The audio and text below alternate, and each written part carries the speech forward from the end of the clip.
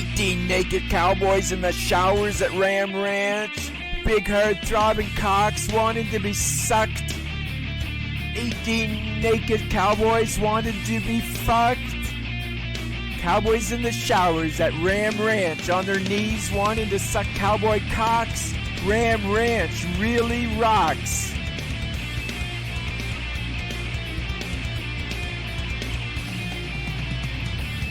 Hot herd buff cowboys, their cocks throbbing hard. 18 more wild cowboys out in the yard. Big bulging cocks ever so hard.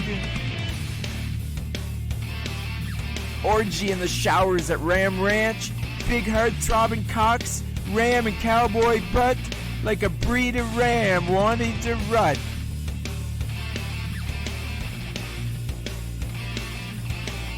Might actually happen, guys. Am I gonna start a stream without any technical issues? Is this even possible? I think I've done it. I can't even believe it. All right, it's the blessing of a Ram Ranch. You play Ram Ranch, your stream goes fine. That's how it works. So it has been some time since I've dedicated myself to preparing a stream of this magnitude about a specific person with preparation and investigation and all that good stuff. I have the return of the paper. It's on a notebook this time. I typed it and then I printed it. But usually I handwrite them, but no, not today. So this is I'm debating how PC to be here because I am on YouTube and there are rules to YouTube. But at the same time, it's very difficult and very awkward to call the person that's in the thumbnail, Catherine. Actually, now that I think about it, I've made a mistake. Usually, I don't use this background for the person. There we go. Now we're talking. Now everything is set up perfectly. I knew I forgot something. So there are two fields to the study of TransSalamander. I guess TransSalamander is the easier name to go with. They go by Catherine Gibes. They have a previous name. TransSalamander is the online handle, and it's kind of apropos. I mean, a salamander is a very weird, blobby kind of creature, but I mean, I guess salamanders can be kind of cute. Gibes is not cute. There are two fields of the Gibes. There is the study of autism and how someone so completely and totally socially inept can try and reconcile their inadequacies by fitting into society through other ways and trying to make kinship in their own weird, perverse ways. And then there is the TERF study, the anti-trans radical feminist study about how Gibes is a poster child for everything negative that you can say about trans people. I guess the only positive, as far as I know, and I really hope I didn't miss this in the days that I've been reading this fucking thread, but I don't think he's ever raped anyone. If he has, it's not come out, and it's not public yet. I'm going to assume in good faith that they probably can't. I mean, now they definitely can't. I mean, they can't use a penis to rape, but you can rape with other tools. But I've not heard of this. So basically, they're just a coomer. This is one of the biggest coomers to ever be seen. And I have this image prepared. That is a list of statements by trans activists. And I want you to consider what these people have said. And I want you to think about how many of these boxes TransSalamander ticks off just by themselves. There are some other people we're going to mention briefly. You could probably make 2 streams out of this. And if anything happens with the ranch over time, I might have to come back and completely reproach the ranch itself as its own thing. But for now, I'm just kind of lumping it in part because almost everything we know about TransSalamander comes from, or about the ranch comes from the Twitter account of this person. So there's a sort of information bias here. Let me read some of these, and I want you to keep in mind as the stream progresses how many of these boxes TransSalamander is personally ticking off. While I never really believed the cliche about women being good for only one thing, that sentiment kept creeping into my fantasies. It's called forced feminization, transforming the loss of male privilege into the best fuck ever. It continues. Pornography is what it feels like when you think you have an object, but really the object has you. It is therefore a quintessential expression of femaleness. Getting fucked makes you female because fucked is what a female is. A trans-identifying academic, Andrea Long Chu, which sounds kind of like a... They don't look Asian, so I'm assuming that Long Chu is some sort of innuendo. In late 2015, Juno Dawson was criticized for authoring a book targeted at children, This Book is Gay, which contained drawings and descriptions of sex acts. A mother who launched an appeal called it pedophile behavior. Dawson came out as a woman around this same time. Women around the world have been treated as sexual objects, yet if sexual... Oh, it's too tiny for me to read. If sexual objectification is so categorically awful, then why do I want it so badly? The idea that being seen as a sex object is universally a bad thing is too simple, like many trends of feminism. From Jacob Tobia. I think there are a lot of gay men out there who are gay men as a consolation prize because they couldn't be women. That was certainly true of me. From Juno Dawson, a trans-identifying author. Autogenophilia describes the basic structure of all human sexuality. The assimilation of any erotic image is by nature female. To be female is, in every case, to become what someone else wants. At bottom, everyone is a sissy. Again, from Andrea Long Chu. And finally, there is something about being treated like shit by men that feels like affirmation itself, like a cry of delight from the deepest cavern of my breast. To be the victim of honest, undisguised sexism possesses an exhilarating vitality. From Grace Lavery, a trans-identifying academic. So we have a spread of thoughts that permeate the trans identity, and TransSalamander hits almost all of them. In fact, I have a list of fetishes somewhere down this list that is just a thick spread of everything you could possibly fucking imagine. Basically, their entire identity is a fetish, and I will detail that in the future. And when I said that they, what we know from him comes from the Twitter timeline, that is because they, since 2009, have made over 200,000 tweets. If you link them together one after the other, it would probably be several books at this point. Their tweets have been protected because somebody leaked to the thread about Ms. Gibes that I was going to be doing a stream about them, so they took the opportunity to close their Twitter timeline, so I could not look up things that I wanted to see.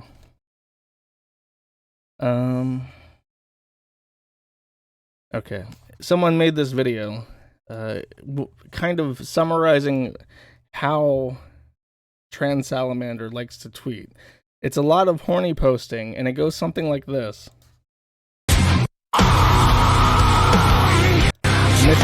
I missed the video, so now you're gonna have to listen to it twice.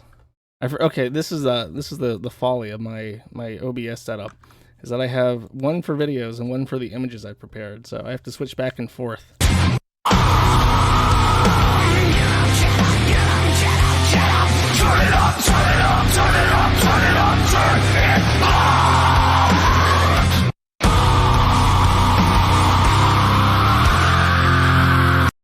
I like the idea of taking all those, like, he's trying to be, like, sexy about it, but it just comes across as agonized pain, which really, I guess, the two are one and the same.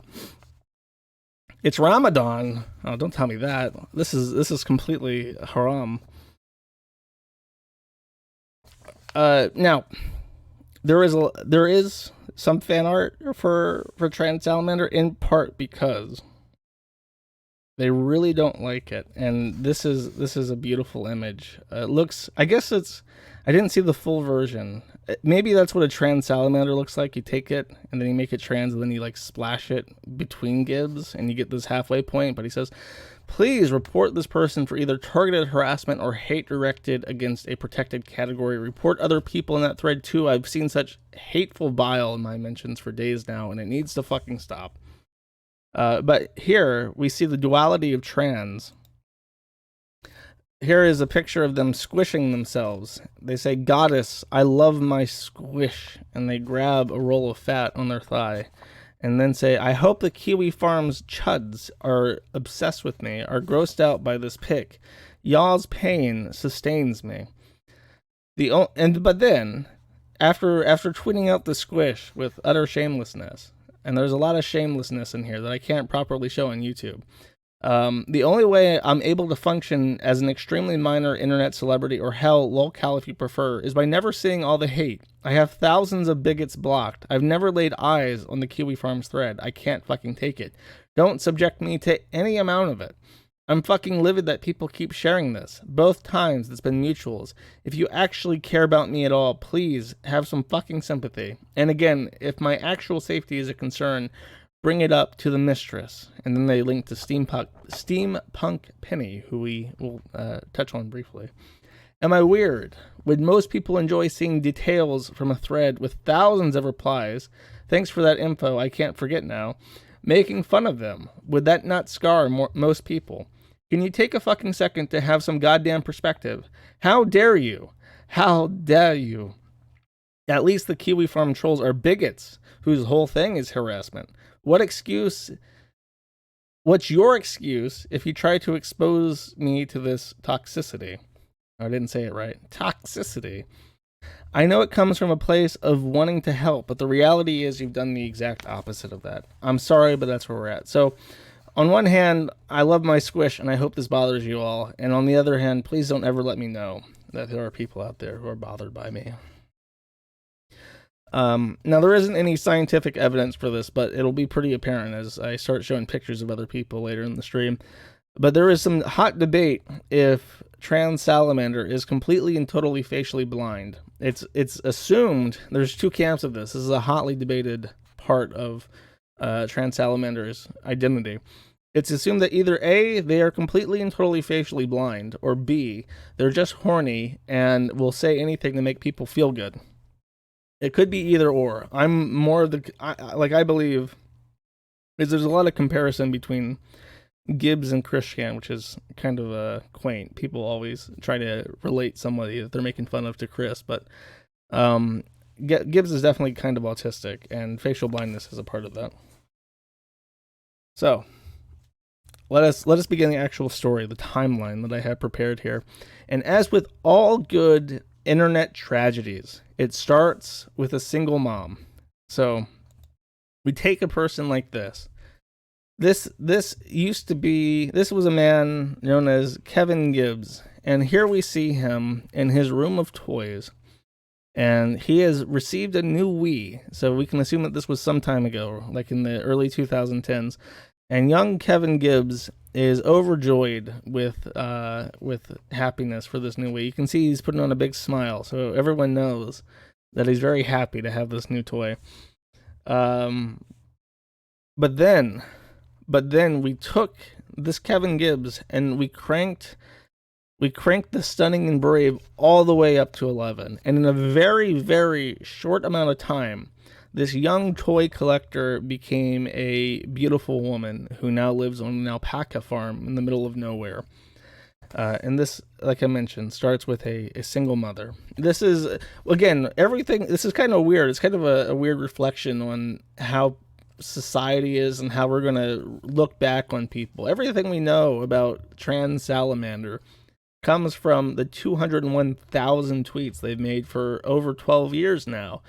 So even what we know about their early life comes from tweets. And I don't know how this is going to affect a historical perspective on people living today, that we have to view bits of their history in 250 character blobs. But Catherine is a salazzle says, and I think that means slut, but weird. There are moments where I'm really sad I didn't get to be a mom, but there are many more where I feel really lucky that I am not. I think I'd make a great mom, but even something simple like, how do I let my children use the internet in 2020, like at all, sounds like a nightmare. I had pretty much unrestricted access to the early 2000s internet after my dad, the only one proficient with computers in our family, died when I was 13. The stuff I learned was really valuable, informative, but you can't let kids do that anymore, or arguably ever. To be clear, this isn't a kids today use the computer too much, but rather fascism is in every YouTube algorithm and present in the language and culture of every online game with voice chat. So, when young Kevin Gibes was 13, Papa Gibes died, and Gibes was left to his own devices, and he says very clearly, in one screenshot I don't have saved for OBS, but he basically says that he was raised by 4chan, which is a pretty familiar story, and saying things like, I wish I could go back to those girl kissing porn threads on B and tell the young boys on those threads that no, that could really be you. That could be you, the lesbians kissing. So this is what happens when you grow up with that direction, I guess. So after he grew up, there's sort of a vague gap. Kevin was 13, grew up, and moved in with his brother and fiance, and his fiance became pregnant. There was some speculation in the household that the fiance's baby actually belonged to his brother, and then she had an abortion, and they threw the brother out. And soon after that, the fiance and Kevin split. And from there, TransSalamander met Penny, and this is Penny, also known as Steampunk Penny, Gibbs' current dom, and within, I think, was it somewhere around like 2 years tops, Kevin Gibes began to become Catherine Gibes, and under the dominant direction of Penny, who, according to, I mean, it was consensual, but TransSalamander likes to frame it as like a sissy hypnosis, brainwashing, forced feminization thing. That's one of the many fetishes that he has. So, just a little bit more about the trans identity, since this kind of comes out of nowhere. Late in life, Kevin just says, I'm a woman now, and I am also in a relationship with a dominant trans person. Kevin has, or I guess I can't say Kevin anymore, we've moved past that. Catherine, TransSalamander, has a custom-built, unified theory of gender. Where one, this is me, by the way. This is my analysis of the TransSalamander unified system of gender theory. 1, women are wholes, and all wholes are women. 2, everybody should be trans or forced to be trans. 3, TERFs should be forcibly impregnated by trans people. And 4, HRT is magic. So here we have a picture. Me and more kind of unrelated, I think. And TransSalamander gives a very affirmative, HRT really is magic, heck, with some hearts. Here is the Kevin. Oh, that's transphobic. Let me move that up a little bit. Okay, now it's not transphobic. Before, that's what Kevin looked like. And then under the guidance of Penny and 2 years of HRT, they became Catherine, a beautiful woman who is in every way valid and special. Now, there's more to this. In particular, TransSalamander is a human embodiment of cope, seethe, and dilates. In particular, due to something I'll bring up in a second, but this is a really fascinating read on how and why trans women get periods. If you're running on estrogen, your genes tell the hypothalamus to cycle your hormone levels, regardless of if you actually have ovaries. Now, I have this article pulled up. It's quite long. I'll read the first paragraph to kind of give us a crash course. Psychodynamic from curvy and trans, why trans women can have periods. First, let's get this out of the way. Yes, trans women can have periods. No, we do not menstruate. But if your idea of a period is so narrow as to only include a flow of blood, then you're not living in the 21st century. I'm not going to spend time justifying this. It's been done better by others. The purpose of this post is to explain the beginnings of how and why I have come to understand them. Disclaimer, I am not a doctor, but being trans necessitates a degree of understanding of human biology and endocrinology, and I have made a hobby out of learning as much about endocrinology as I can without medical school. Wonderful. I'm sure you can imagine how the rest goes. Basically, cope, seethe, and dilate. It continues. Okay. This is also funny. I also need Firefox to explain this in a second. I see this tweet, right? And it says, I thought I was so low on spoons today because of depression, and sure, maybe, but more to the point, 2 days late on my estrogen. I feel so much better now.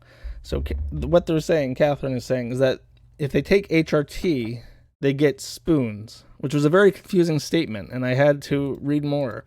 Like in this post, I'm starting to enjoy using Ash's long-range shots. Now, of course, they're trans, so they play Overwatch. This has been established fact. Cora, no justice, no peace, says, Yeehaw, I'm telling ya, we should team up. My shields with your long range, I can herd people into your crosshairs with charge 2. Catherine says, I want to play together, but spoons low today. This left me very fucking confused, so I looked it up, and sure enough, this is the thing. Spoon theory. Spoon theory is a metaphor that is used to describe the amount of mental or physical energy a person has available for daily activities and tasks. The theory was developed by Christine Miseranindo as a way to express how it felt to have lupus. She used spoons to provide a visual representation of units of energy that a person might have and how chronic illness forces her to plan out her days and actions in advance, so as not to run out of energy or spoons before the end of the day. So I guess being trans is like having lupus, and you have to very, very carefully ration out your energy. Otherwise, you'll be playing Overwatch and masturbating, and then you'll just collapse on the floor and have to crawl into bed, and your day is over. Okay.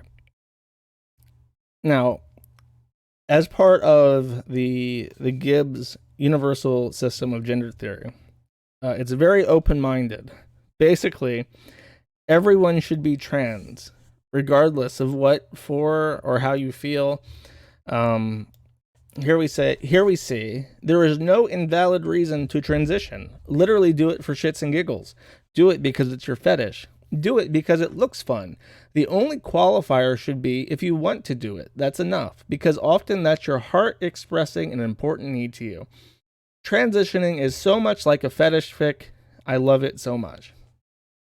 And thus, we proceed into chapter 2.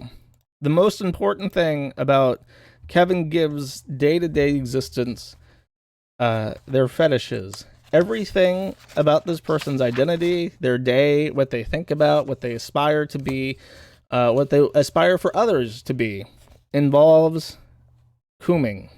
Literally, without any exaggeration, that is the entire fucking life of this person. For instance, Musk.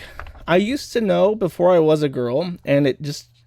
Oh, okay. Responding to a message saying, can girls please confirm they don't wash their hair every day? If you don't know, if you have long hair, and I've had long hair in the past, you don't want to wash it with chemicals all the time because that will fuck up your hair and it will fuck up your scalp and you'll get dandruff. But Catherine replies, I used to before I knew I was a girl, and it just about killed my scalp. The difference is not that girls' hair and men's hair are so radically different that you don't have to use shampoo every day. It's that if you have long hair, you have to be careful not to dry out your scalp.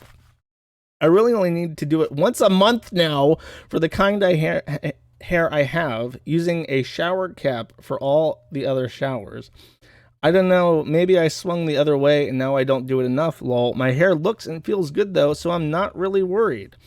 Growing up, my mom thought I had dandruff like my dad, but really it was just my dry scalp constantly crumbling due to destroying my hair daily. I'd get scabs in my scalp. It was really bad. Funny that it took me realizing I was a girl to course correct. Um, that's quite the realization. So it is kind of a joke to say that it's a musk fetish. It's more of just them being really fucking gross, but it continues. It's actually extremely hot when people remind me I'm really gay. There's so much power in knowing I'm gay, and also, it's really, really hot. Okay. Pregnancy.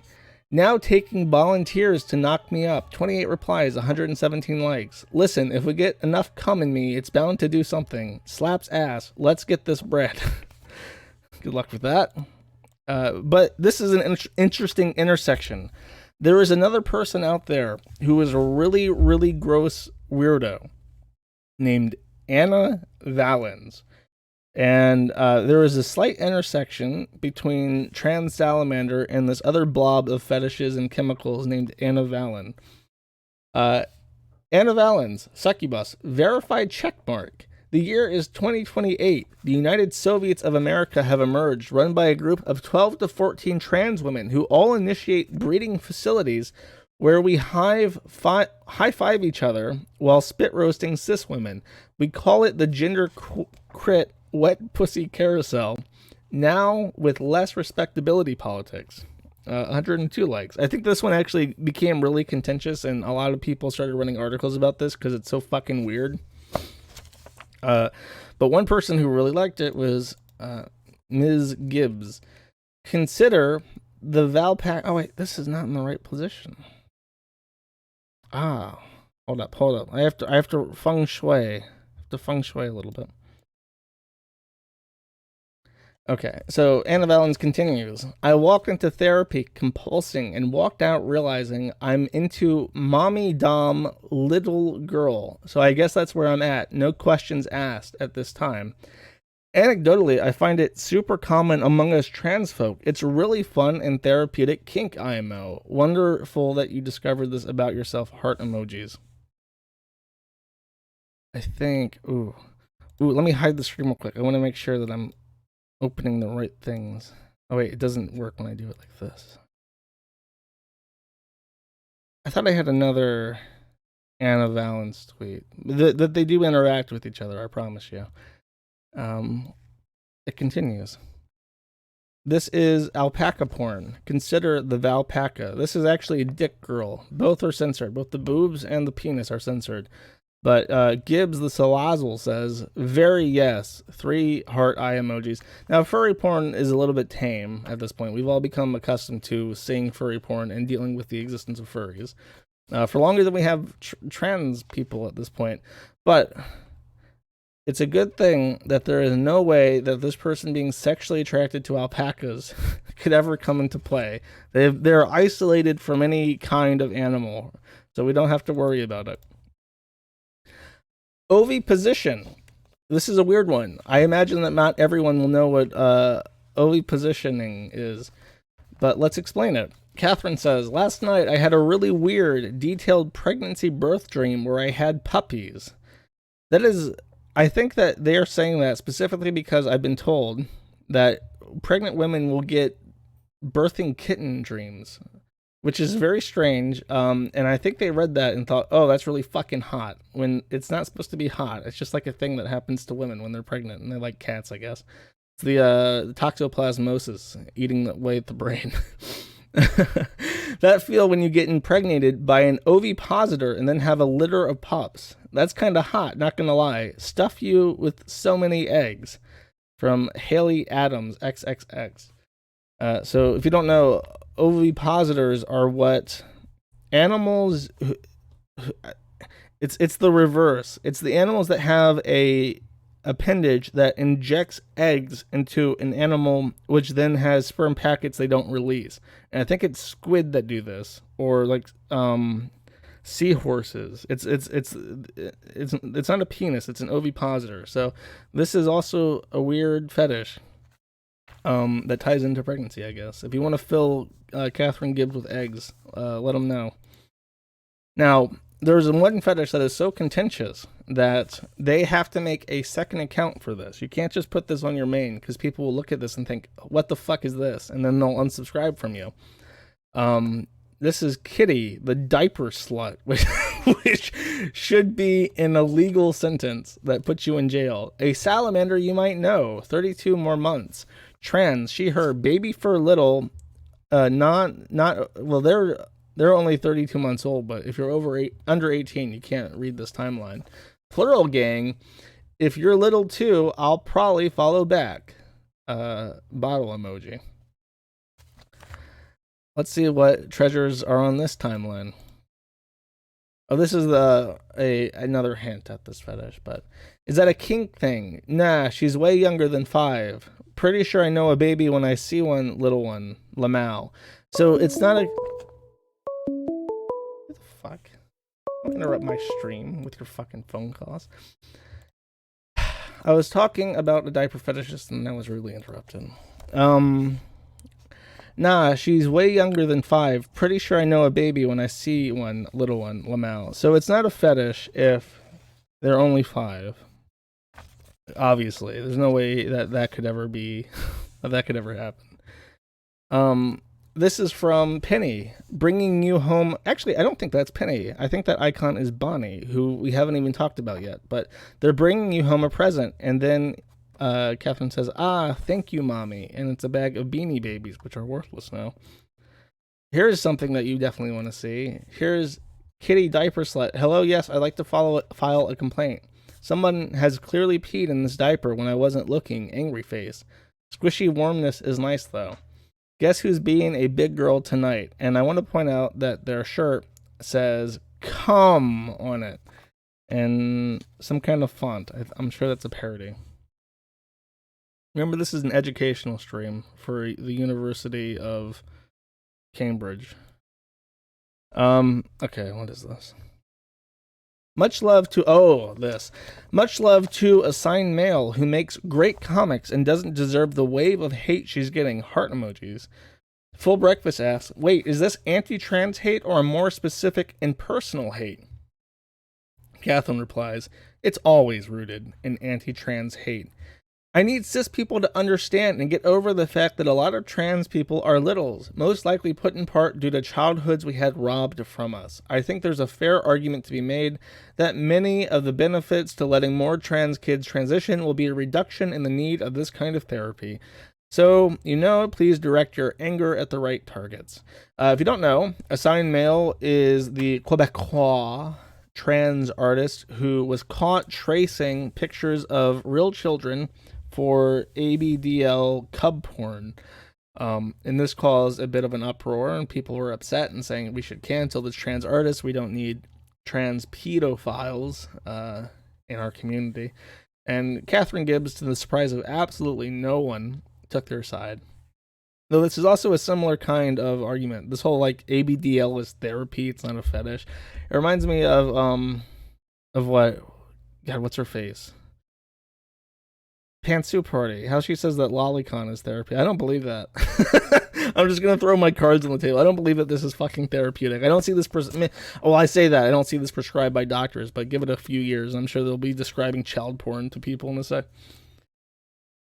Anyways, I'm sure you'll all be glad to know that he also has a humiliation fetish, which means that he could be listening to this and jacking off right now, and we wouldn't know. If, by the way, my DMs are open, TransSalamander. If you want to let me know if you're masturbating to this stream, that would make some great content. You can say diaper on the internet. It's okay. Stop using euphemisms. You'd be surprised how many people this is subtweeting. Catherine is a salazzle replies, LOL, fair. Seriously though, I only kind of avoid diaper talk because I don't want to squick out my followers that aren't into it. I have an exhibition and humiliation kink. It's not about me being too embarrassed, LOL. So there you go. Now this leads us to the biggest fetish, to the penultimate fetish. You see, You know all these TFT transformation gender stories comics where the guy gets turned into a girl and instantly becomes a total slut? I'm living the dream, is what I'm saying. So now, if you would like to open your browser, I would like to direct your attention. Enter in this URL. I'll give you all 2 minutes. It's kiwifarms.net/attachment/1942150. Open it up and report back to chat.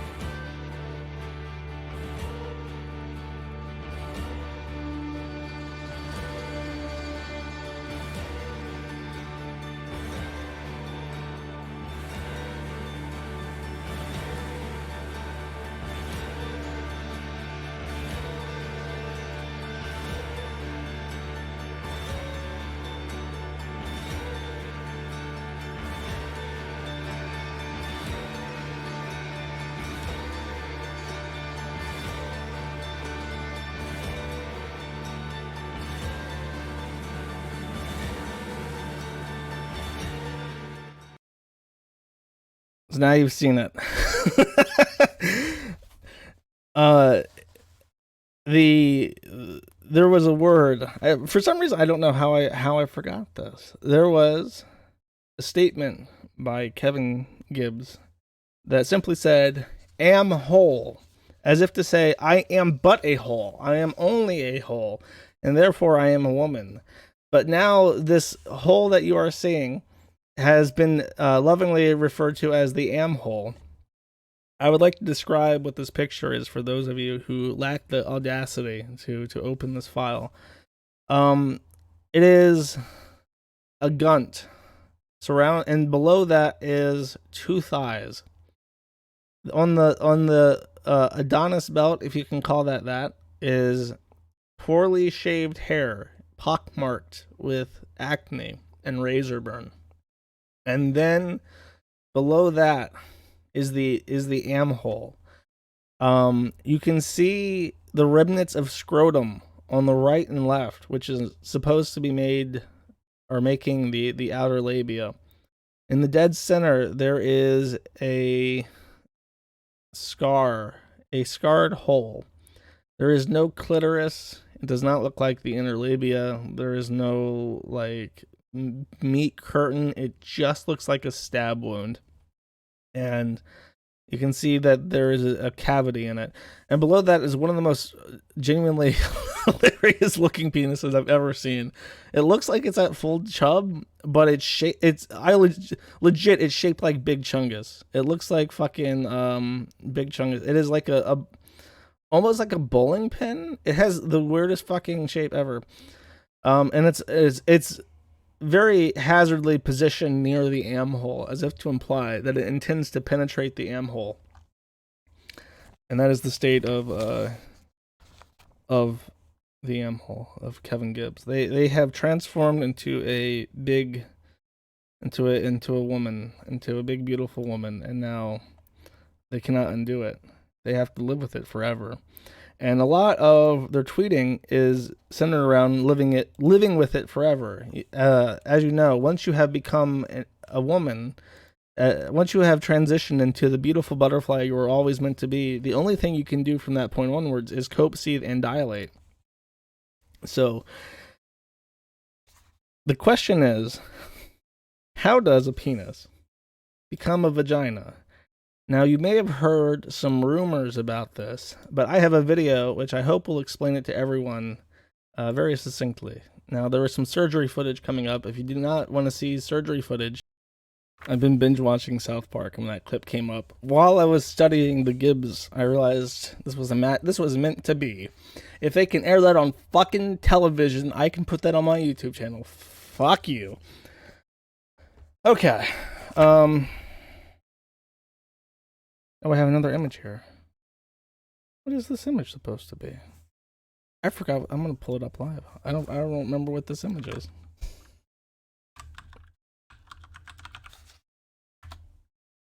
It's the same fucking thing. How is it a different URL but the same fucking okay, so oh, this is the Amhole tweet. Extra horny today for some reason. Amhole. Truly iconic. Okay. This is them clarifying, by the way, that they got penile inversion, which is the surgery that we just watched.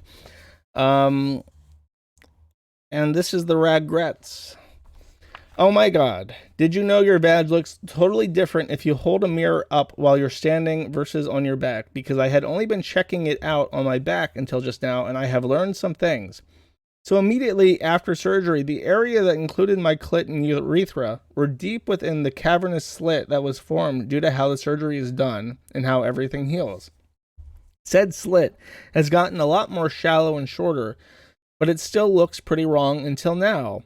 I have found my normal ass, normal-sized urethra. It's a hole just like it should be. I knew that was the case, but it's nice to finally see. Everything just hangs differently while you're standing, and now that the swelling is way down, there's room for stuff to shift a ton. Despite the minor worries I've had with healing so far, seeing my vag in a whole new light and seeing how normal it actually looks is fucking amazing. The separation on my perineum doesn't really seem like it's looking significantly better than it did almost 2 weeks ago. But then again, the most recent picture I have is from 5 days ago, so I can't be sure.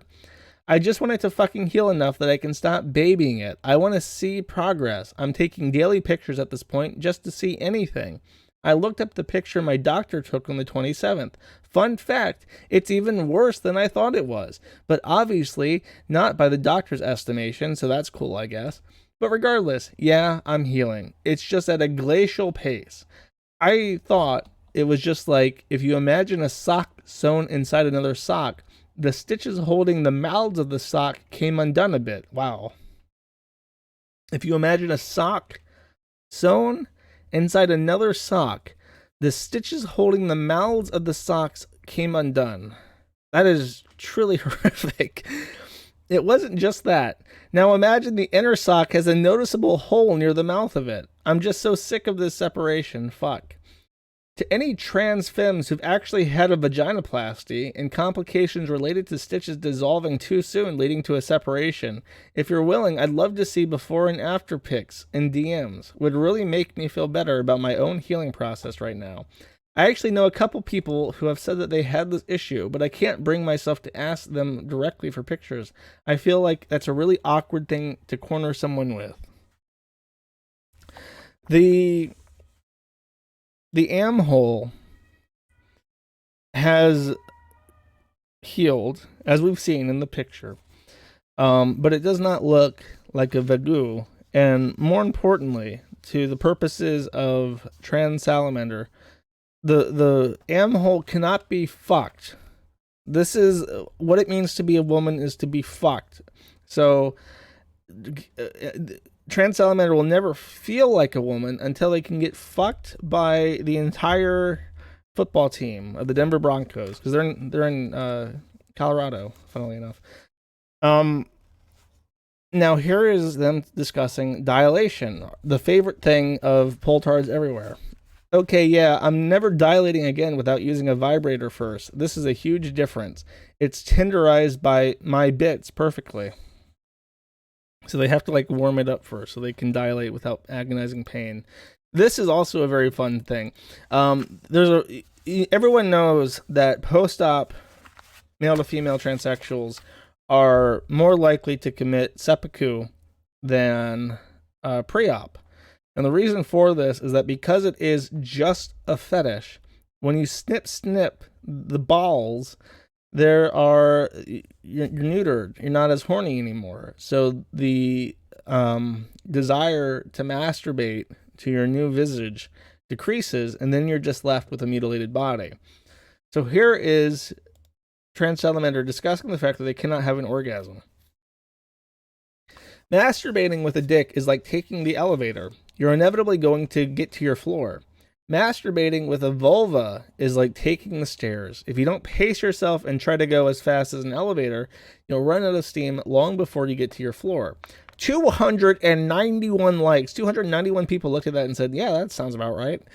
I can feel the different floors, the tinier orgasms that aren't quite there, and learning that pacing is so vital. Whereas with the previous equipment, what floors? I get in to start and get out in orgasm.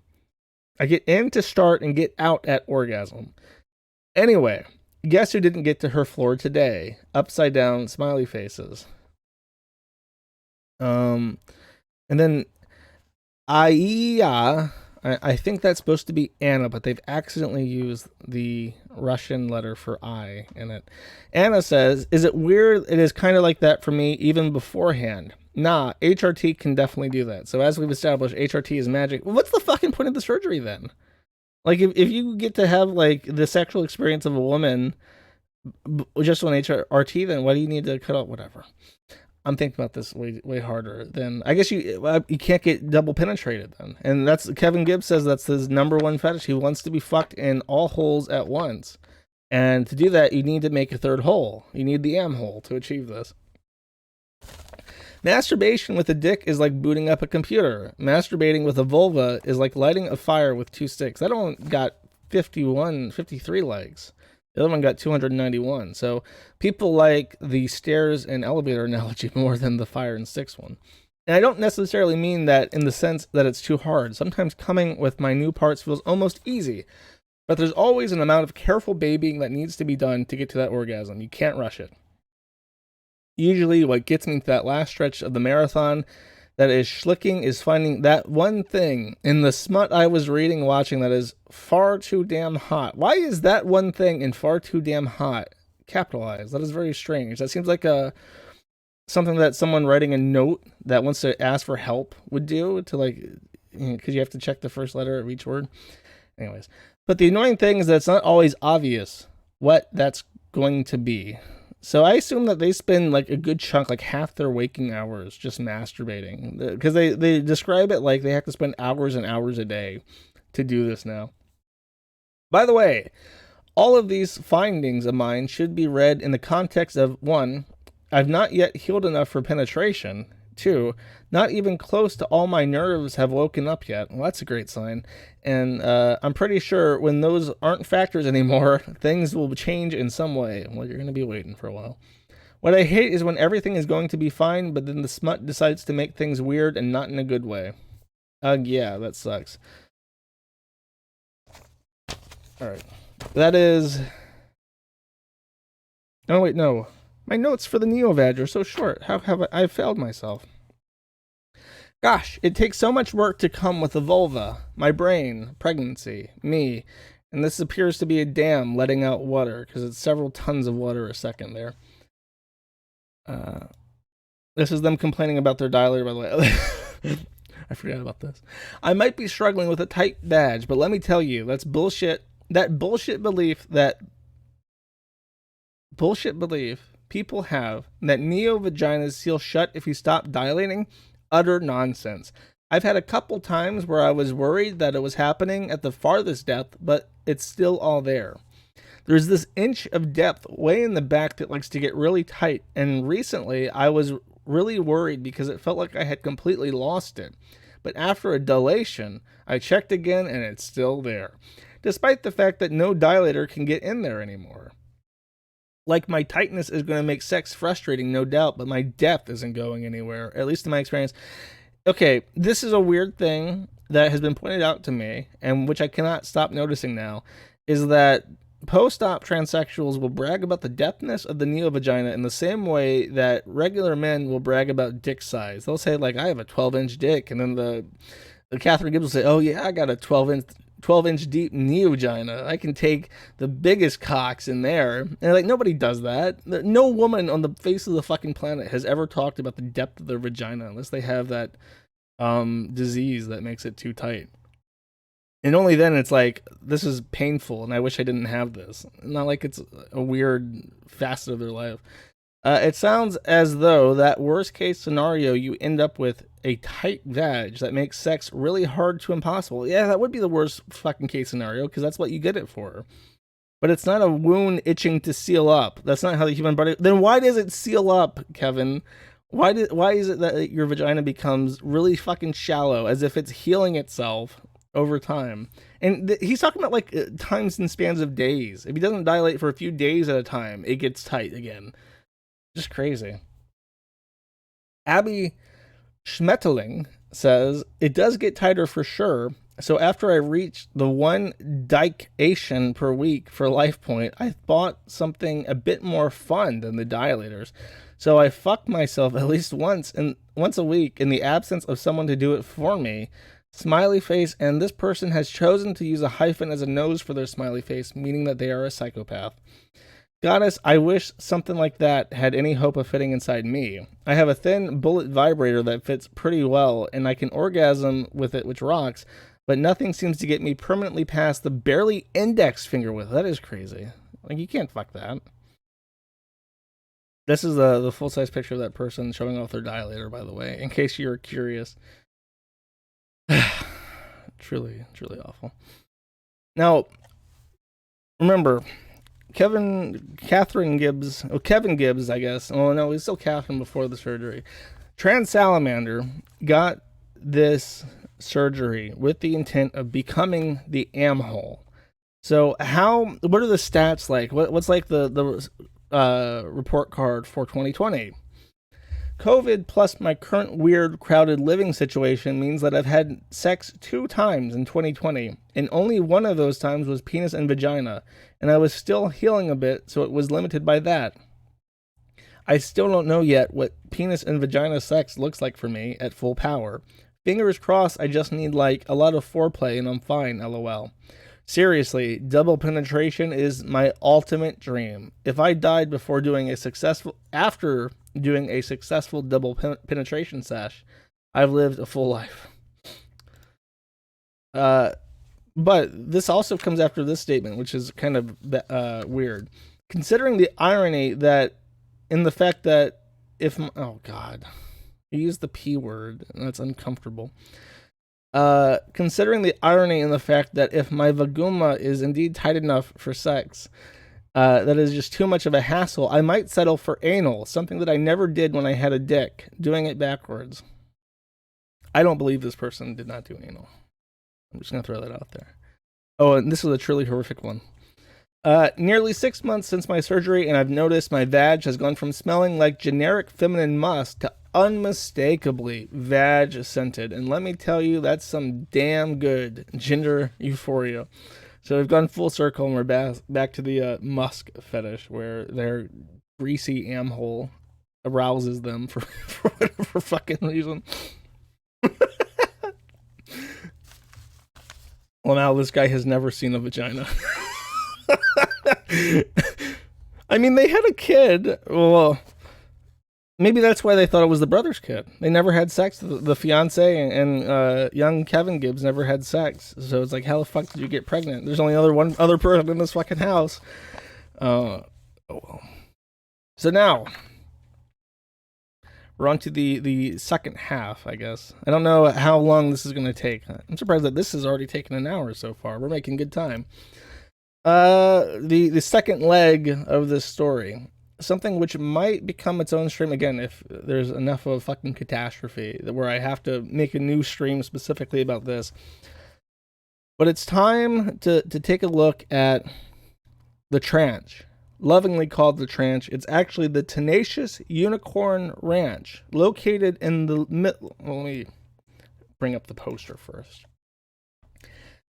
The Tenacious Unicorn Ranch is a trans haven specifically created to give transgender people a space to thrive.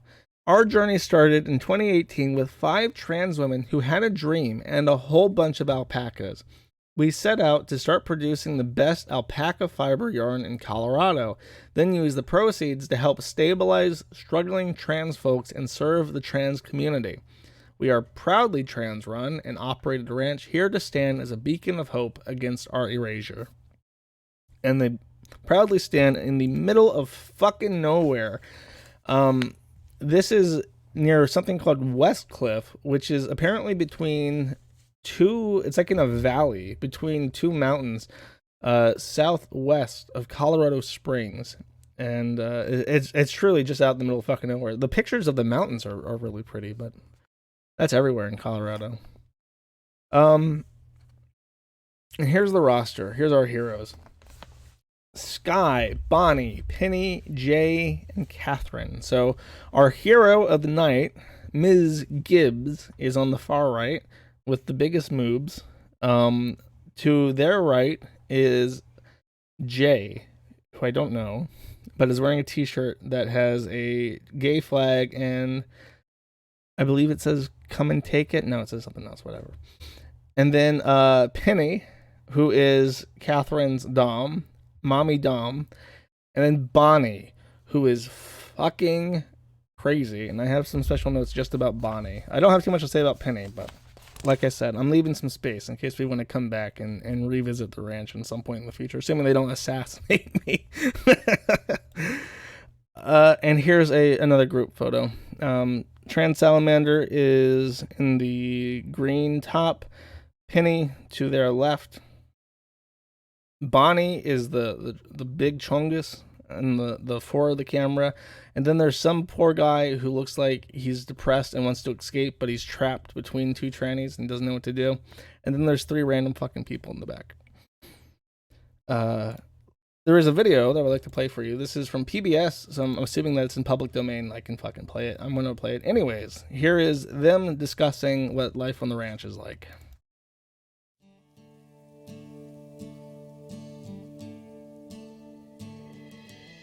I knew that for this venture to work, we would need to be tenacious.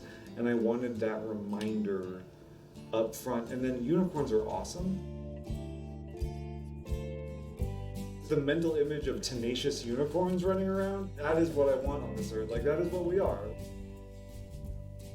When Trump was elected, things started getting dangerous, and we started really looking at other options as far as like living goes. And then an opportunity to rent a full-on 40-acre ranch came up, and it was like, what is the cutest animal that we can make money with still? and that was, of course, the almighty alpaca.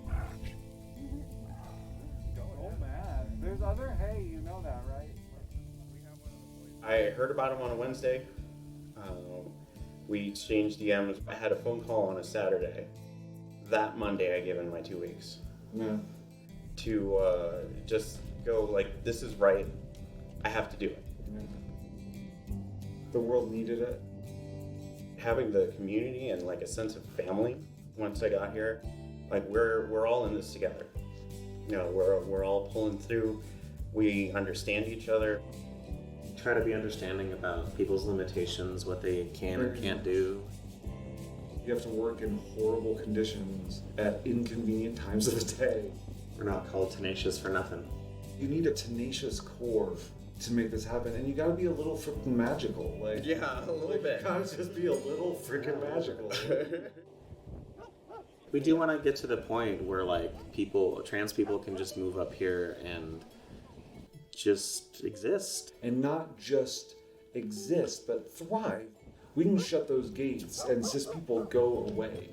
We don't have to worry about it anymore. And that's a big thing. Safety. I just want to pause it for a second. There's a bunch of different flags on the wall. I find these flags in a front to flags everywhere. And security like that is not something trans people are gifted. I was able to spend most of my transition living here, which is nice. Yeah, it's been amazing. Right now, with the housing crisis that's going on, with the evictions that are going on, the trans community has been hit. I can't even explain how badly we've been hit. Like, I get 3 messages a day from new individuals, and that hasn't changed. That's been for months now. It's consistently 3 people a day that are not like about to lose homes, are not about to be in danger. They are either approaching the street or on the street, and they are in danger. I was furloughed. My parents are very right-wing, so that's been a source of issues. Came here like 3 months ago or so. I literally just messaged them on Twitter and was like, can I come visit? And have been here ever since. literally hasn't gone home. We're on course now to be completely self-sufficient as a ranch in the next 2 years. And that's with up to 20 people here. There's a couple of plots of land. That's an important thing. They are on track to become self-sufficient. Keep that in mind. That's their claim. In this area of the valley, and we're just going to buy a couple more plots of land. That way we can build everything up to code before we move people on, and we can be ahead of everything going into the expansion. We'll casually stroll outside, just stare at the mountains and go like, how did this happen? That's the motivation. That's why we're tenacious. That's why we're unicorns. Like we do all of that. That is our life now. Like we threw ourselves into this 100%, and we haven't stopped. Like we haven't stopped for a single day, and it's been incredibly rewarding. Surrounded by amazing people, 24 hours a day, making it happen. Like you can't ask for more. Okay, thank you PBS for that informative video. You got to get a nice introduction to everyone. You got to hear some voices. You got to hear their plans and aspirations. This is not the first trans ranch even. This is very similar to what was lovingly referred to as Trunblinka, the Trans Lifeline Desert Camp. This one has a much better chance at survival. I think Trunblinka was completely and totally destroyed because it was just a couple cargo containers in the desert. This one got some arable land, got some alpacas, pretty mountains to look at. So they and more people, more manpower. Manpower. So what could possibly go wrong? The answer is everything. Normally, when you want to start something like a farm, what you do is you sit down, you open up Microsoft Word, and you Google or you find a template called business plan. And you sit down and you fill out your business plan and you explain who you are, what money you need, exactly what you intend to spend that money on, what credentials you have to justify the bank giving you this money, when you intend to be profitable, and when you expect to start making enough money to pay back the loan, and when you expect the loan to be paid back. This is typical in capitalism, but because this is the Tranch, and the biggest obstacle to our combating the pandemic is capitalism, things like business plans don't really apply here. So they just fucking wing it. Now, their only source of income for this ranch is alpaca wool, and that is important. And the house, by the way, that they live in is not connected to the grid. Alpaca Mama, this is Bonnie. Bonnie is the fucking crazy one, which sounds weird to say after I spent an hour talking about TransSalamander, but Bonnie is dangerous. Found out our electric system is all kinds of fucked, and the current state of everyday life has made me in a very ready-to-die state of mind. Anxiety Queen Lexi says, "Aw man, I'm sorry to hear. I've actually been wondering how y'all have been doing with the power problem. Just got a solar guy to come and check it out, and he was not impressed. Nothing is to code, and the battery bank is to him unsalvageable. Already a $3,000 to $5,000 problem until we learn that the wind turbine is probably dead as of several years, and our backup generator isn't even wired in. Holy hell, I'm so sorry to hear that. Yeah, we're currently going to try and see if we can't get a couple more hours and days of runtime out of the batteries we have until they can be replaced." So that self-sustaining power isn't working out. Probably should have gotten money up front to repair these things if you really wanted to have a wind turbine, but that kind of forward thinking is not necessarily a part of their collective consciousness. Aaron says, "Are you entirely off the grid at this place?" Yep, only lines out here that I can see are telephone. I guess they use their cell phone for shit posting on Twitter. And aw shit, shouldn't this kind of stuff have come up before closing? We got an inspector, but it was the same guy that shittily installed it to begin with, and we never got a proper report from him, just in all is good. So the state of the ranch is a group of almost 100 alpacas in a shitty barn, which I will show in a second. And it is completely off the grid and left to the devices of these crazy people. So, money, by the way. Here we have, I showed you before, young Kevin Gibes with his Wii making a big smile. Much older Catherine Gibes is still a bit of a consumer. They love dinosaurs and they love toys, and they especially, very ironically, love Transformer dolls, which is not a joke. I thought that was a joke at first, but it's not. They actually collect Transformers. And they will buy $1,000 Unicron collectible edition toys from decades ago and just keep them, I guess. I hate to ask, but okay, left side. I bought a few essentials today, pictures of toys. Right side. I hate to ask, but I need about $182 for bills. Anything you can give helps, but retweeting helps too, truly. Thank you, heart emojis. Venmo, Cash App, DM for PayPal address. Heart emojis. Yep, gonna have to get me one of these. Look at that adorable headmaster. And then there's some Unicron shit down there. Toys. So ridiculous to get mad at me for buying toys and sharing pics of them while also sometimes doing fundraisers for the ranch. When if you really think it's self-evident that I'm scamming people, no one's going to donate, huh?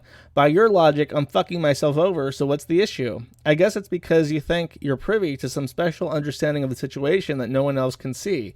You know, maybe Occam's razor that shit. So, food, $200. Data, $150. Alpacas, $800. Toys, $3,600. Fixing the solar array, $150. Someone who's good at the economy, please help me budget this. My family is dying. Spend less on toys. No. And I think Gibes explains further this economic inquiry. I contribute $1,000 a month towards the Tranch, about $100 a month towards the Patreons of friends and loved ones, all of them trans, another $100 a month towards the OnlyFans of friends and loved ones, all of them trans as well. Always make sure to support your friends and loved ones through their OnlyFans account. I share and signal boost every fundraiser I see. I often spend some of the small remainder of my money on toys because they make me happy. I don't quite understand the logic of those implying I'm hurting the ranch or scamming people by doing so. I'm sharing this because a former mutual got pretty pissed that I pre-ordered a toy while also asking for help for the ranch and other tweets. When it's losers from a stalking website, it doesn't bother me, but I admit it gets under my skin when it's a former friend. This is the first time I've given details about my finances because it's not no one's fucking business, but I'm sharing this now to illustrate that you cannot. So as you can see, when a bunch of transgender people open a ranch together without the faintest fucking idea of how to finance a ranch, it can lead to some catastrophe. And I'm a huge enjoyer of catastrophe when it impacts people who are assholes or weirdos and they deserve it. But unfortunately, chained to the fates of these desperados out in the middle of fucking nowhere are 96 alpacas. So we bring us to chapter 2 of the second half, the animal welfare group. And this is probably, there's nothing, I want to say there's nothing too bad, but it is kind of bad, kind of oogly. If you're a big animal person, you're probably going to get angry. But we kind of have to talk about it, so full steam ahead, I guess. We finished extending the mama's barn today. Smiley blushing face. Yeah, teamwork. So we have a rape and murder torture dungeon here. It appears to be a collection of particle board hammered together with nails, and straw is laying all over the ground. There is no like insulation. There doesn't seem to. I guess you can't put a heater in there because it's fucking particle board and hay, and that would pose a danger. You probably can't even run a heater in there because the fucking power doesn't connect to it at all. So it's literally just a wood shack with glass panels, and it looks like the roof is even open. I see a fucking light shining in from the ceiling. So probably a decent barn, someplace warm. Unfortunately, Colorado is not particularly warm. So let's watch some videos that have brought some concern to the animal lovers of the forum, the farmers of the forum. Oops. Gotta switch back for this. Come on, girls. So this is a different shed. It's kind of aluminum. It looks like a storage shed. But it literally looks like a 2-car aluminum garage. And there's 96 alpacas in there. They're kind of leading out. I just want to say, alpacas are the fucking cutest things I have ever seen. Look at those things. How do they have such bright, shiny eyes and such cute faces? It is unfair.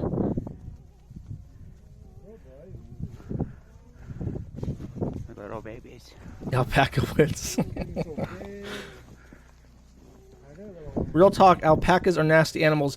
You, sir, are a nasty animal. I see your fucking anime avatar. Fuck off. These things are cute. That one looks like it has an eye infection. Yeah.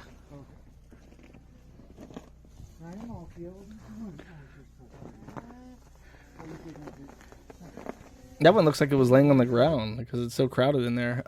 This was linked to me as a result of discussion about this topic, which I'll show it now. This is an article from Whitney Farm, and it says, in regards to alpacas, compared to many farm animals, alpacas are very easy to care for. Typically, day-to-day care depends on the seasons as well as the facility. Ideally, alpacas would have adequate grazing area so that for 6 months out of the year, they would not need hay or grain. As many as 6 alpacas can be sustained on an acre of good quality pasture. As we are still developing our pasture areas, we need to provide hay year-round. Alpacas eat 1.8% of their body weight in dry matter per day. This is actually barns. Okay, this is it. In general, alpacas do not need a fancy barn, so you could theoretically put them in a shed, I guess. But it says here that it is recommended that each alpaca have 8 square feet. So that is, if you are a European, 8 square feet is about 1.2 meters squared. So they need at least a meter each. That's their personal space. We go back to here, and we're just going to take a look at the need a good pic. Actually, you know what? There's another video that I can show you that shows this a little bit better. And this is alpacas too. So here's a close-up. These alpacas clearly do not have a square meter to themselves. Oh, that fucking thing in the front is so cute, and it looks so thin. I don't know. Like, look at how narrow it is at the hips. I don't know if that's normal because I'm not like an alpaca expert. I do know that thing is fucking cute as shit, and it's looking right at me. And it does not have a meter to move around in. Someone says very thin. So you need a 768 square foot garage. That's definitely not what we're looking at in this. You can see its spine. Yeah. So there's something else about this video. Oh, actually, you know what? Let me pull up a picture of this real quick. I kind of want to demonstrate this, but I need a little help from an alpaca to prove my point. So here is a random picture I downloaded off the internet. This is some alpacas in the snow. Alpacas are very fucking woolly, right? And they are capable of withstanding the cold. However, they require something called wool to do that. And if we look at the video, you'll notice that these are all freshly shorn alpacas. So if you want to have your alpacas survive the winter, you probably shouldn't shear them. But there's a catch-22 here. The Tranch has one line of profit. It sells alpaca wool. So if you want to have money, you have to shear your alpacas. Unfortunately, the alpacas need that wool to not freeze to death. And ironically, there is some tweets on the show that kind of hint that the alpacas are suffering due to the weather. But ironically, the fact that they don't have adequate space and the shed is probably helping them survive because they can get next to each other and warm each other up even when it's really fucking cold out in the middle of Colorado. There you go, boys. How about it?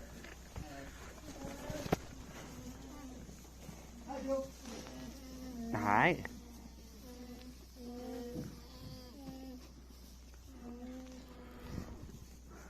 We'll go, friends. I didn't even see the goats.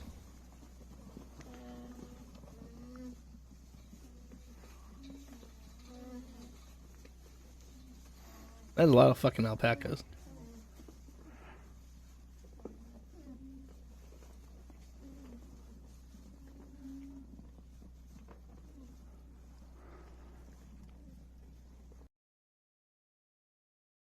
They are separated. Someone asked, are they boys or girls? And the answer is that they are separated, but I have a point about that in a second. They also have chickens. We saw goats there, and there's some issues with all these animals. Make sure I'm not... Okay. That is awesome. Just an endless line of alpacas. I can't believe you folks have so many. 96, I believe, is the current count, so probably about 48 on each side of that fence. You've got a mighty herd. They're adorable, and it looks like you're set up well for the winter. We're so happy to get this place. We lost a couple to the cold last year, crying emoji. That's horrible. Poor little pacas. I hope they all make it through this year. Shouldn't be an issue, though we do still have an older lady we're keeping an eye on. A loss like that is expected, but I hope your elder paca has a few more years left in her. Also related to this issue of freezing temperatures with no electricity to warm anybody, Anarcho J Bean, and I guess J is, or Josie is the J from the barn. I believe it is. The chickens have been living in our feed shack instead of the coop. They are totally fine with it. But if they lay eggs, they are frozen in the morning. Ideas for a cheap little insulated nook for them? Until the greenhouse is set up, they're living in the sheep run. First thought is cardboard boxes stuffed with newspaper and stuff, but that doesn't seem like enough for this weather. So the eggs are frozen solid when they get them, and they're just like, what can you do? I guess we should get a cardboard box with some fucking newspaper in it. Now here's the less funny side of this. You may not know this about alpacas, and there's something you need to know about alpacas, particularly with how they copulate, how they have alpaca sex. Alpacas and llamas have a hard, cartilaginous tip to their penis. A penis that actually penetrates into the uterus during coitus. During intercourse, the corkscrew penis rakes the lining of the tract, opening it to infection. If a female alpaca is pregnant, penile penetration into the uterus can cause her to abort. Photographs of the female reproductive tract taken after breeding show that it looks like a raw hamburger. Females often bleed even after a single planned breeding. In other species, the penis is shorter, softer, and does not damage the female. Well, thank God for that. Now, I've heard TransSalamander talk about the bleeding of post-coitus llamas, and how it reminds him of transitioning, I think. But the more imminent risk here is that they have to be separated. Because if alpacas have sex all the time, the female alpacas have vaginal prolapse, which is perhaps the most disgusting word in the English language. Josie Bean once again reports, why did nobody tell me that vaginal prolapse is a common problem during lambing? How is the unprolapsing going? Do you just kind of hose it off and give them a little pack back in there? So you just, I guess you just, like, you wash the blood off and then you just, like, shove it back in there. Shove it back in there. She will likely need basically an anti-prolapse diaper harness. Wonderful. Do you just kind of put a thong on it then? Like a sexy sheep? Or a spoon, apparently. What? I've done some vet medicine stuff, but apparently missed or blocked this part out of my head completely. That shit looks like a giant farm IUD. It's really all just very lovely. Farming is wild. Just kind of stuff the pink sock back in. You might have to lube up your fingers a little. Thank you, Paul, with the Hebrew name. So there was an issue on the Tranch of their alpacas fucking until the vaginas of the female alpacas look like hamburger and they have vaginal prolapse. Now this this received some attention from the Tranch did from the National Farmers Union. Now, the National Farmers Union is probably a union of farmers. They got a verified blue check mark, so they must be important. Many people think rural America is overwhelmingly white, straight, and conservative. In reality, it's actually fairly diverse. Just ask the transgender alpaca ranchers behind Tenacious Unicorn Ranch. We belong here. Queers are reclaiming country spaces. And then there's a picture of Bonnie petting their dogs while holding a big-ass fucking gun. And then Purple Gator, not to be confused with Gamer Gator, says, "Thank you for bringing this animal neglect to a more public domain. These poor things don't seem to have enough space or feeders for their hay, and their incriminating videos previously commented by others being deleted by one of the owners just makes things look more suspicious." So, Purple Gator, not to be confused with Gamer Gator, who is a furry by the look of their display picture, took a look at this and said, these alpacas don't have enough space, or heaters, or hay, or specifically feeders for the hay to keep the hay clean of fecal matter and pee-pee. Because when you're packed into alpaca wits, you're probably going to have to pee-pee on the hay that's below you. Now, I don't think this led anywhere, because as you'll see, the replies from Tenacious Unicorn Ranch say, our animals get top-notch care, verifiable top-notch care. Actually, as y'all called the sheriff's department, they came out while we were hosting a news crew, so we have them dropping the case on film. Y'all don't know shit about caring for animals. Bonnie, the crazy person, says, they are literally laying in hay. Which, as I've explained, the difference is that the hay on the ground is covered in poo-poo and pee-pee, which alpacas do not eat, usually. And Boneless Gender Bucket says, lol, we have the local sheriff on film saying they look great. So take that, bigots. We can run alpaca wits however we want. And to be fair, it is very, very hard in the United States to get an animal taken away from an owner. There has to be serious, obvious neglect. Things being run, less than ideal is not, because like what's going to happen to the animals if they get taken? They usually get put down. They're not going to be redistributed or whatever, because it just doesn't happen that way. So I know a lot of people, when animals get brought up on the forum and they think that the animals deserve better, they get really reasonably upset, understandably upset, and they want something done, but like like you can't say to the police, hey, you guys should take Amberlynn's dog because she's 600 pounds and if she sits on that shitty little dog, she's going to crush it. That's not justifiable reason to take someone's animal. So chances are, unless like animals seriously start fucking dropping in this ranch, they're not going to do anything. Just so you know, not trying to get anyone's hopes up. It is sad. That because it's a matter of pride. What they're trying to say is that we are trans and we can be alpaca ranchers, we can be farmers, we can reclaim farming for queer people, and we don't need a business plan, we don't need electricity, we don't need fucking anything. We can just take a plot of land in the middle of fucking nowhere and make it work, and there's nothing you can do about it. And they're gonna let that point of pride dictate the ongoing management of the farm. So sorry, alpacas, you're all very cute, but God spites you with cruelty.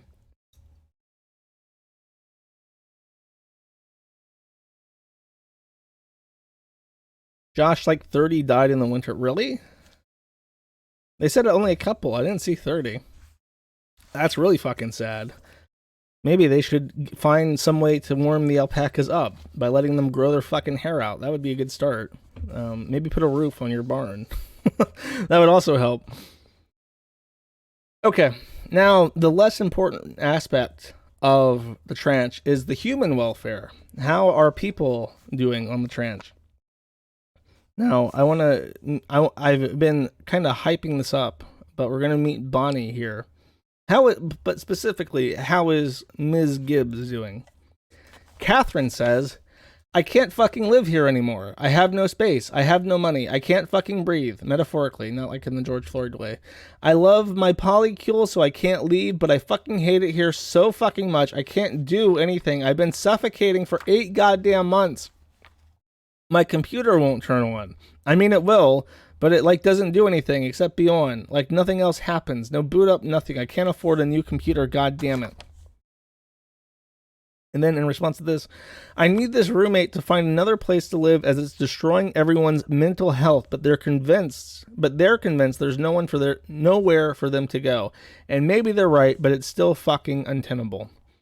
Now I have a sneaking suspicion that this tweet that you're looking at right here, which is very recent, it's only January, is about Bonnie. Because Bonnie, this is Bonnie, by the way. I don't know what it is about trans people of color letting their gunt hang out. Anna Valens does it too. It's very weird and not very flattering. But this person is literally former U.S. military. God bless our troops. Thank you for fighting for our freedom in Iraq and Afghanistan and dying for Israel. But I think that they're crazy. And I base this on the fact that, I think that they own the property. Their mother owns the property. I'm pretty sure it's Bonnie. Bonnie's mom owns the property and lets them live there. They're former service member. They have 2 children, as many trans people do. And I would like to read you something. Let's switch over to Firefox real quick. Parts of me, the not so glam reality that is Penelope's transition. Oh, Penelope. Did I mix Bonnie and Penelope? That would be embarrassing. Steampunk. Oh, this is Gibes Dom. Okay. I guess I should have read the title of the article before associating it with Bonnie. So Bonnie is the service member. They were in Germany, but there's a very specific part that I want to read. 6 years after I stepped off the plane at DIA, a free woman, I was more damaged when I left, which is saying Allet. All connections with my soul was gone. PTSD made every day a walking nightmare. I was in every single way a walking shell of a person. I found work and walled myself away from everyone. I had one sexual encounter during my time in the military, and directly after, this resulted in my second son, who brought me out of my haze, but moved away shortly after his birth. He was assigned female at birth, but at 4 began his transition. In him, I would see the growth of time. He will never suffer like me, not for one day. He will be disallowed. Not for one day will he be disallowed himself or made to feel like the odd man out. I am so very, very proud of him. I wandered aimlessly until this dam burst 5 years later. So, Penelope, the mommy dom, who is now the mistress of Catherine Gibes, had a 4-year-old daughter who they groomed into being a female to male. He continues, I quit my job. Public interaction was just too much. I went to school and became a broker, then recused myself to my home. Me and my sister bought a duplex together. I traded all day and shrank into the void. Eventually, even that was too much, and I sought help from a psychiatrist. I will end this segment here, right before I became healthy again, right before it all turned around. But be sure to keep an eye out for the final chapter of the trilogy of my transition. Love to all of you. I hate ending on a sad note. This is me as a child helping to build my grandparents' home. So that was Penelope. I thought that was Bonnie. I don't know why. I guess because Bonnie's the one that loves the gun so much. They always have one around. But this, for sure, is Bonnie. This is an interesting story by itself. Bonnie says, still holding out hope that my dad dies. This will be my first purchase. And it's a picture of a truck, because I guess they don't have any fucking vehicles for their farm either. That would go on the business plan, by the way. We need a vehicle loan. This is a picture of Bonnie's dad, the person that they want to die. You might be thinking, oh, that's sad that Bonnie wants their dad to die. Let me shrink this so I can put them side by side so you can see the resemblance. Which there is, which is shocking. Because the dad is kind of weird looking. You might be thinking, that's really sad that Bonnie wants their dad to die. Well, don't feel too bad, my friends, because Bonnie is a convicted sex offender for having repeated sexual encounters with a 7-year-old that they were not a stranger to. They were put on the sex offender list in New York, and then they had a stroke. And you might be thinking, wow, a transgender person whose father was a sex offender? This is shocking. I've never even heard of that before. But Bonnie says, as I wait to find out if my father suffered a stroke, I'm left to ruminate on the man he was. He is someone I reluctantly call a bad man. I always feared the details of his crime. I never ended up calling him because I couldn't let him destroy what good I still thought of him. He taught me a lot growing up, always encouraging my creativity. He is absolutely the reason I am a maker. He listened to me and really tried to understand me, though the trans stuff was hard. He may have taken my mom's side a lot and hit me on occasion, but I could forgive him for that. Unlike my mom, he never tried to manipulate and control me. He wanted me to be happy doing what made me happy, but I could never forgive him for what he did to my brother's family. I am so grateful I wasn't born a girl. I can accept his death, but I will miss who he was. My mentor, my savior, my inspiration, my dad. And if you're wondering, Bonnie did not get a truck from the dad dying because I think they spent all the money. Oh, let me retract. I see a comment. I did not mean to call Bonnie the sex offender. It is Bonnie's dad who is the sex offender. Just to clarify, I retract that statement. I have no evidence that Bonnie's dad is a sex offender.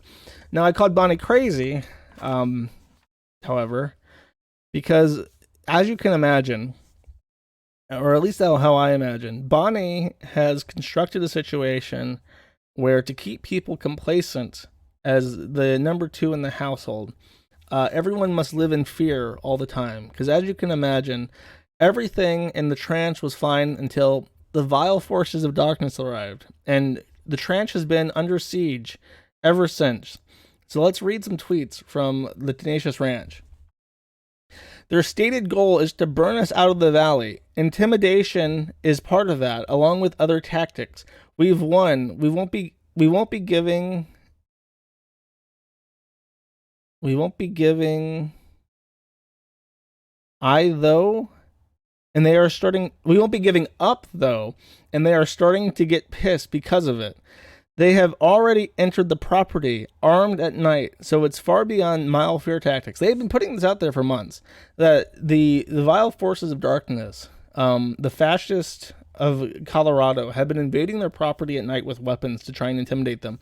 There have been no police reports, no footage of this whatsoever, which I guess makes sense because they don't have any electricity. So how could they record it?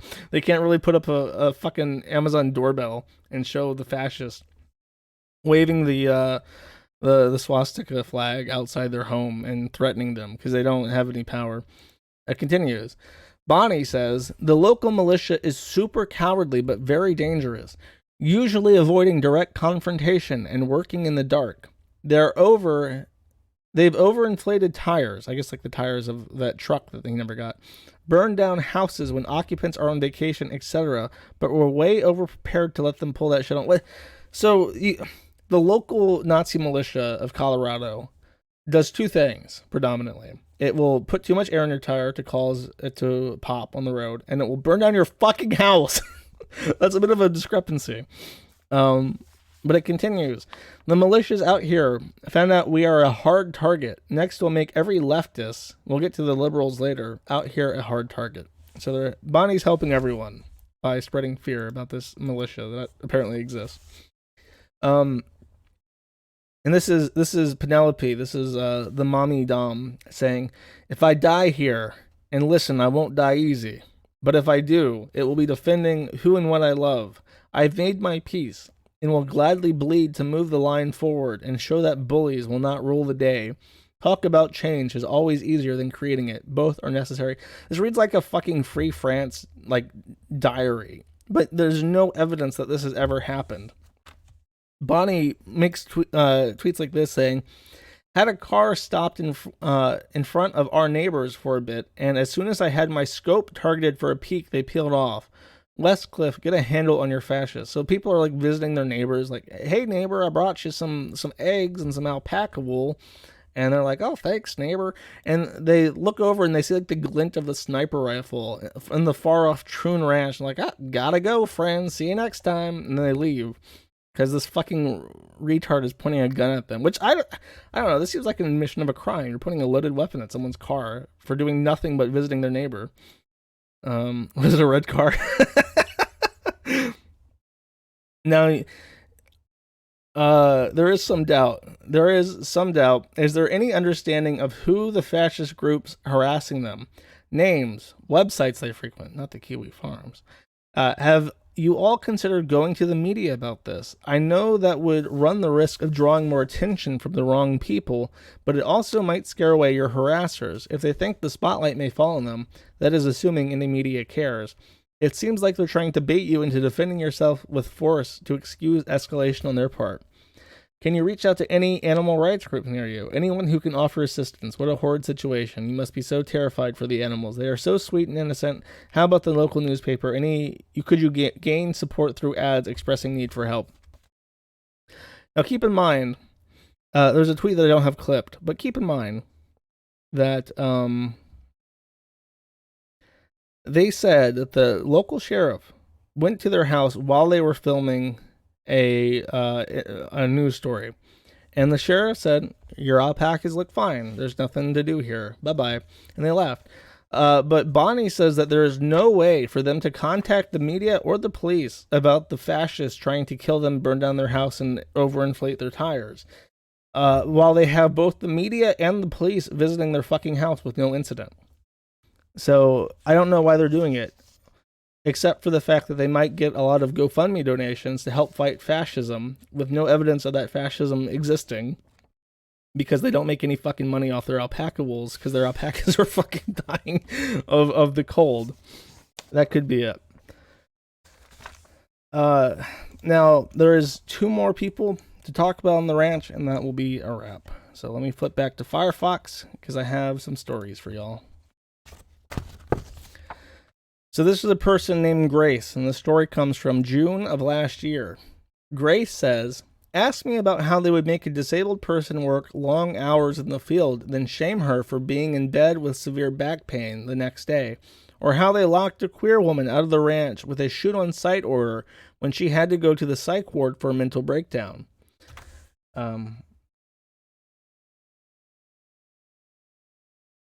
Let's see. Is that just... Oh, here we go. Oh, this is comments. These people are promoting it. The Benjamin... What the fuck kind of name is that? Benjamin Shredankra. That's an awful name. He should change his name to something less stupid. But Grace replies to Benjamin saying that you should check out this trans ranch by saying, "Oh, neat. I was told my family and I could go there when we were facing houselessness 3 times, and each time we were suddenly told, actually, no, never mind, good luck, you're on your own. My favorite was, yes, you and Finney and Rihanna can come here, and then 2 months later, nah, 3 people are too many, good luck, though. It's cool to have housing stability dangled in front of your face just to have it yanked away as you get close with an oops, too slow." Benjamin Sredankukau says, "Sorry to hear that." And Grace replies, "Ask me about how they would make a disabled person..." Oh, that's the same thing. I'm not going to ask you twice. This is also interesting. Grace continues, "I got violated while high at the Tenacious Unicorn Ranch, and the only thing that it got me was kicked off the project for being too depressing. As recently as a few months ago, I had housing stability for me, Finney, and Raina promised to me on the ranch. Just have to contact Flake constantly, just to have my contact Flake constantly every time I have questions, only to come back and tell me actually 3 people is too many. The alpacas were straight up starving to death for a while. One of our last housemates moved in with us at the behest of her friends because the place was using and abusing her. They locked a queer woman out of the property with a shoot-on-sight order because she had a huge mental breakdown and had to go to the psych ward. They put a disabled woman, blah, blah, blah. Maybe you should give your money to indigenous projects instead of funding yet another white colonist settler utopian thing on stolen land. Anyway, I'm sure I'm going to get yelled at for this, but at this point, I don't give a fuck. I'm tired and getting yanked around by so-called friends who play with my hopes of, not dying in the streets. So that is one wonderful testimony. I think these are the same tweets. Now there is one other person. This person does not yet have a place on the ranch, but they are preparing to move there as soon as they can. But there is one condition. There's one thing they have to do before they can move out to Colorado and enjoy tranquility, and that is get out of prison. So here I would like to meet, or for you all to meet, Christina Alicia Lynch. Christina is an incarcerated trans sibling that needs our love and support. Please give money to fund her surgical, or to her surgical fund if you can afford to, and if you can't give right now, please retweet so that someone with the money to give right now might see this. And this is actually them. I do not know how they are tweeting from prison. I believe that there is a system of butt phones that they are using to stay engaged with the internet, because being terminally online at this point cannot be abated even in jail. So they say from prison, from the bottom of my purple heart, thank you so much to the trans sisters and extraordinary others who have shown their love and support by contributing to my sex change surgery GoFundMe. It means more to me than I can say. Thank you. And this is the picture of them in prison, which is very impressive. They're actually doing a selfie in what looks like a solitary confinement cell. So that butt phone is getting its fucking money's worth. 1,000 people, or $1,600 has been pledged to this as of this point. Across the country, transgender people held within prison industrial complex face a litany of deprivations. Trans people are incarcerated at more than twice the rate of the general population. More than that for trans people of color.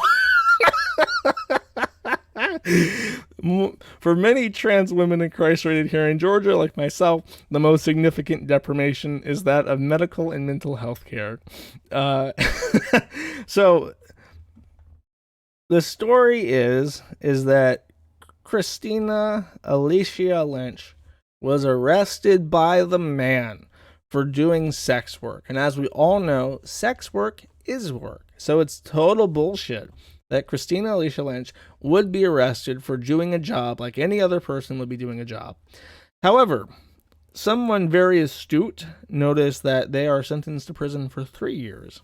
But yet, the maximum sentence possible for prostitution in Georgia is 1 year. And 1 year is less than 3 years. So what is happening? The story is falling apart at the seams. What could it be that Christina Alicia Lynch was actually convicted of, if not prostitution?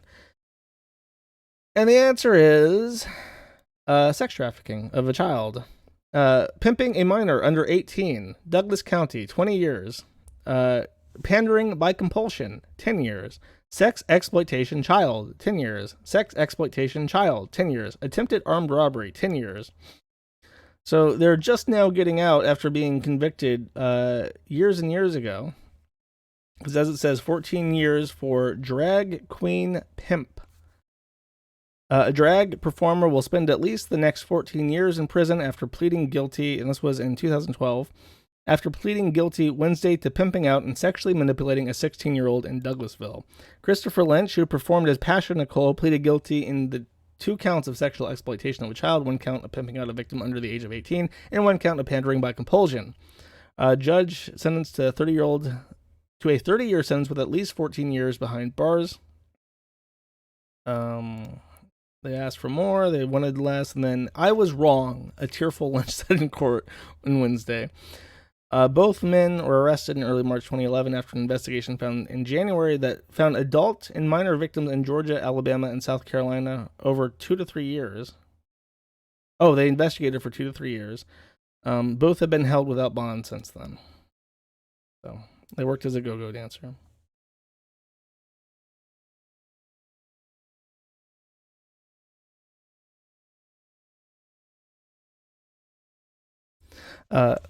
Lynch and his boyfriend lived in Lemery's house in the 3600 block of Long Lake Drive near Stewart Mill in the Chapel Hill Roads. Also living there was Lemery's wife and children, the wife's boyfriend, and various victims of sex trafficking, Project Q said. One of those victims, Project Q said, was a transgender 16-year-old boy who was forced to live in a closet, was pimped out several times a day, and was addicted to crack. Holy shit. Ackley said she was pleased to get justice without forcing the teen victim to relive those experiences during trial, Douglas County Sentinel said. So there you go. Free your mind and the rest will follow. Prison bars can't contain my hopes and dreams. 2023 is waiting on me. And finally, on my period, because even being a weirdo tranny sex trafficker behind bars cannot stop the AGP fetishism. And this is a Tranch aspirant. I wish them luck being added to the roster, though, due to budget cuts, because the Alpacas keep fucking dying. They may not have any space. They may all be starved to death or shot by fascists by 2023. But if not, there is a chance for a part 2 to this stream where we look at the mishaps of this wonderful place and the people living there. So with that said, I apologize if you're a big fan of the Trance and Kevin, and I missed something glaring, which I should have covered. That thread is 1,000 pages long. I've tried my best to digest as much as possible in the time that I had to prepare for the stream. I think I've covered it. If you're interested in Ms. Gibes, the TransSalamander, you are, of course, free to read the forum thread. It is open to the public. And I think that is all. I'm about to die of dehydration, so I'm sure you can hear it in my voice. Okay.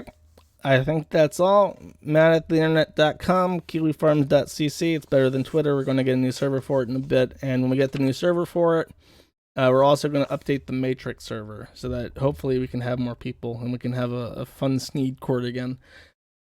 Buy Bitcoin and see you on Friday. Bye-bye. Don't go in there, you'll become one. Freaky creatures, monster party. Eyes of yellow, scales and feathers, tails and tethers. Turn the lights off, bend the nightmare, you control it. Artful dodger, easy does it. Shut the closet, get under the covers. Snakes and lovers, turn the lights off. Everybody likes to get taken returns.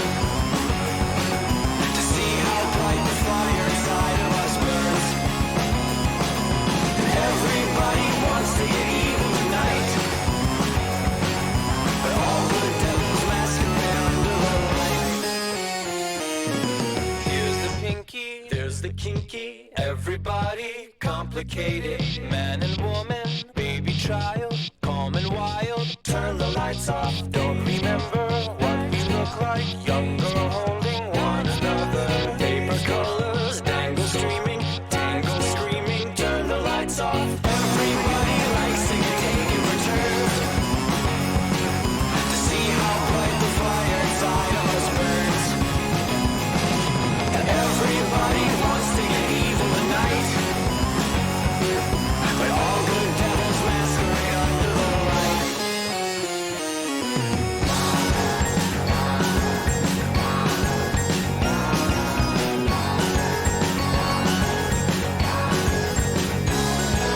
Can't they take it? Should be stronger. Books abandoned, breathe the water. Mind distracted, sons and daughters out for slaughter. Turn the lights off.